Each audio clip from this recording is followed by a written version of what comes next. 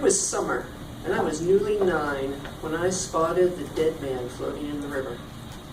I had ridden my bike down to the river, which I wasn't supposed to do, and I was just sitting there by myself among the beer cans, old tires, and trashed shopping carts. The river looked a whole lot more like water when you got that close to it. From the railroad bridge, which is where I usually saw the river, it looked more like a badly painted brownish-greenish stripe with branches and stuff sticking out of it. It didn't look that much like water at all, at least not the water I've seen in pictures. So, there I was, just sitting by the river, enjoying the sunshine, and feeling sort of special, which I always did when I was doing something I wasn't supposed to be doing, when I spotted this thing a ways away in the water bobbing towards me. Really slow and rhythmically it bobbed, and I watched it getting bigger and bigger as it got closer and closer. At first, I thought it was someone's lost ball, but as it got close, I could see that it was way too big to be a ball, and that the shape looked like it was covered in fabric. As it got real close, I could make out belt loops and back pants pockets and a bit of plaid shirt, and that's when I knew that the thing was a man, that he was dead. I'm not sure how I knew this. I had never seen a dead person before, and I sure hadn't been expecting to see one that day. But as soon as I could make out the details of clothing, I just knew that's what I was seeing. Whether I was seeing all of him or part of him, I couldn't tell, but he was dead. That was for sure. I sat there kind of mesmerized for a while, watching the body bob slow and gently in the water, like Bullwinkle coming down Fifth Avenue in the Macy's Thanksgiving parade.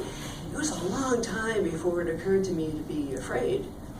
Not because I was seeing a dead body, but because I was seeing a dead body in a place I shouldn't be. I knew that I now had information that I should report to someone. But I also knew that my mother considered being on my bike by the river a major, super punishable offense. Probably no bike and no TV forever, at the very least. I knew right then that I would not be able to tell anybody just as strongly as I knew I should. I began to get really cold and panicky. Feeling sick, I got on my bike and rode home as fast as I could. When I got home, my mother was in the yard hanging clothes. I was out of breath and desperate for a glass of water. See a ghost? She asked. No, why? I asked. Just an expression, she said. You're all flushed. What have you been up to? Nothing. Yeah. I said, just out riding my bike. She looked me over pretty good. Where? Around, I said.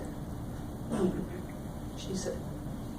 A few days later, I was riding in the car with my parents.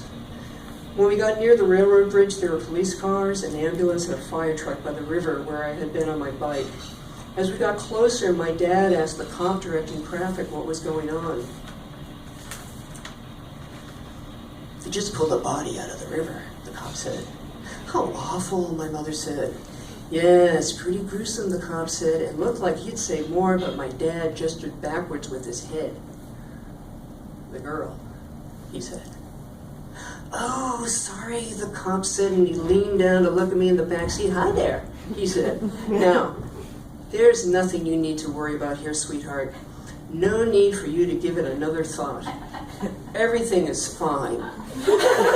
Just put all of this out of your head.